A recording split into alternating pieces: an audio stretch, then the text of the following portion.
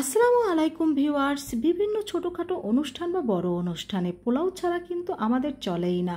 তো আমরা অনেকেই কিন্তু ঝরঝরে পোলাও রান্না করতে পারি না। তো তাদের জন্য আমার এই ঝরঝরে পারফেক্ট পোলাও রেসিপিটি সম্পূর্ণ ফলো করে পোলাও রান্না করলে আপনার পোলাও হবে একদম পারফেক্ট ও ঝরঝরে। তো প্রথমে এখানে আমি 2 কাপ পরিমাণ পোলাও চাল নিয়ে নিচ্ছি। আমি কিন্তু আজকে বিভিন্ন টিপস সহ এই রান্নার রেসিপিটা শেয়ার করব, তাই অবশ্যই স্কিপ না করে সম্পূর্ণ ভিডিও সাথে থাকুন। আপনারা অবশ্যই চেষ্টা করবেন ভালো মানের পোলাও চাল নেওয়ার জন্য, কারণ চালের উপর কিন্তু এই পোলাওটা পারফেক্ট হবে কিনা সেটা নির্ভর করে। তো প্রথমে কিন্তু আমরা এখানে চালটা ধুয়ে নিয়েছি, 2বার পানি পাল্টিয়ে। তো চালটার পানিটা কিন্তু আমি ঝরতে দিয়ে দিয়েছি। এখানে 2 কাপ পোলাও চালের জন্য আমি 4 কাপ পরিমাণ পানি নিয়ে নিচ্ছি, আর এই পানিটাকে আমি গরম করে নিচ্ছি। তো চুলায় একটি প্যান বসিয়ে তার মধ্যে আমি 3 টেবিল চামচ পরিমাণ রেগুলার সয়াবিন তেল দিয়ে দিচ্ছি, আর 2 টেবিল চামচ পরিমাণ দিয়ে দিচ্ছি ঘি। আপনারা চাইলে এটা সম্পূর্ণ তেল বা সম্পূর্ণ ঘি দিয়েও করতে পারেন। তো এখানে আমি 1/4 কাপ পেঁয়াজ কুচি দিয়ে দিয়েছি, আর সামান্য কিছুটা গরম মশলা দিয়ে দিয়েছি। এখন এই পেঁয়াজ আর গরম মশলাটাকে আমি হালকা কিছুটা ভেজে নেব। তো ভেজে নেওয়া হয়ে গেলে এখন পানি ঝরানো এই চালটা আমি এর মধ্যে দিয়ে দেব, আর দিয়ে দিচ্ছি স্বাদ মতো লবণ। এখন এই তেলের মধ্যে এই চালটাকে আমি কমপক্ষে 5 থেকে 6 মিনিট ভেজে নেব।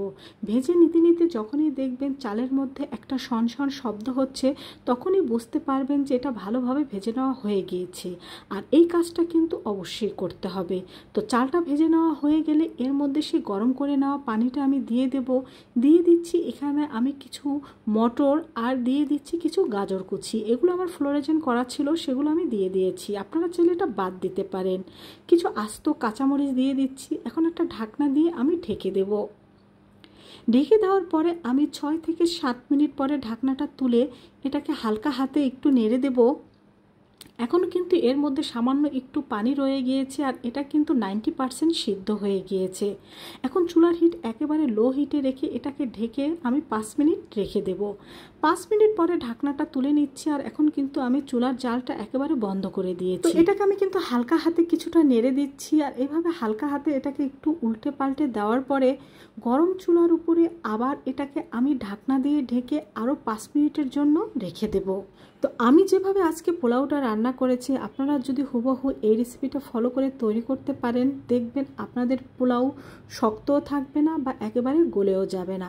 এই যে 5 মিনিট পরে ঢাকনা তুলে নেড়ে দিচ্ছি, আর দেখেই বুঝতে পারছেন যে এই পোলাওটা কতটা পারফেক্ট হয়েছে। তো এখন আপনাদের আমি এটা সার্ভ করে দেখিয়ে দিচ্ছি। তো আশা করছি এতদিন যারা ঝরঝরে পারফেক্ট পোলাওটা রান্না করতে পারোনি, তারা এখন থেকে এইভাবে করে পারফেক্টভাবে এই ঝরঝরে পোলাওটা রান্না করে নিতে পারবে। আর এটা যে কতটা পারফেক্ট হয়েছে সেটা তোমরা তো দেখেই বুঝতে পারছো। এখন এখানে আমি কিছু বেরেস্তা দিয়ে দিচ্ছি। তো তৈরি হয়ে গেল আমাদের ঝরঝরে পোলাও। ভালো লাগলে অবশ্যই বন্ধুদের সাথে শেয়ার করবে, যেন তারাও এইভাবে করে পারফেক্ট পোলাওটা তৈরি করে নিতে পারে। সবাই ভালো থেকো। আজ এ পর্যন্তই। আল্লাহ হাফেজ।